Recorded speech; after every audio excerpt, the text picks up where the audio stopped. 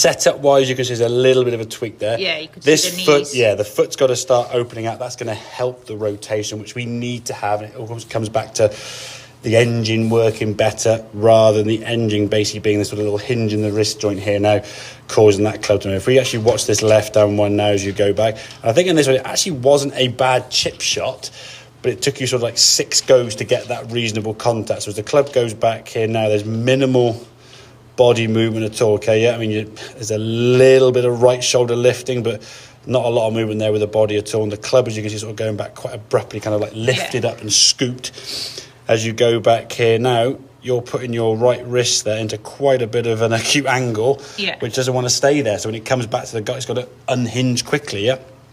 So that unhinge back in the golf ball now. You can see yourself dropping down to try to get underneath it. And yeah, okay, in this shot, it wasn't actually a bad chip shot, but you can sort of see the technique if we sort of play it full speed.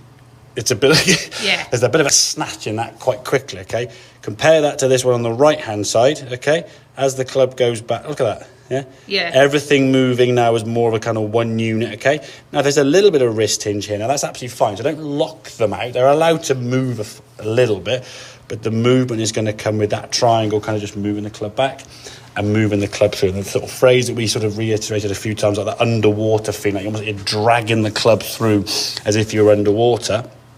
So as you go back here now, I mean, look how much longer that back's in. Okay, arguably maybe a little bit long for the shot we were hitting.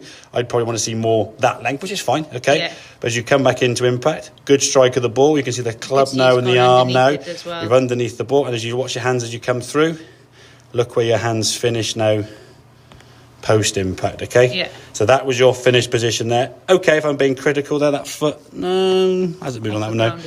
That's okay, to be fair, not too bad. There was one you did prove that was a bit more kicked up, but generally speaking, I want to see how you get your body to rotate, okay? But you watch the movement now with this swing, how much smoother, yeah? There's more of a sort of gentle flow of that swing, whereas this one is just very short, very quick, and and it looks like you almost scoop under it. Like I say, in this case, on the left one, you did a reasonable shot, but it took you 6-7 shots to get that. So it looks completely different, it's massively different. Yeah, well, you can move now. You think your engine now is moving, your torso there, your torso, your hips are moving. That's where the foot wants to be open because it helps that twist through. Yeah. Okay, get that body moving more efficiently. The arms can keep moving now. So when you finish this shot, in an ideal world, we'll see the arm here, and the club would probably be more down that position, okay? Yeah.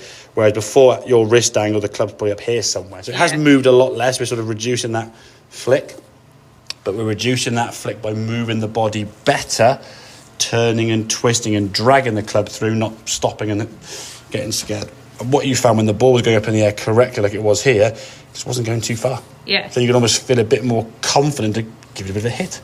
Okay? Yeah, makes sense? Sounds good. Excellent, very good.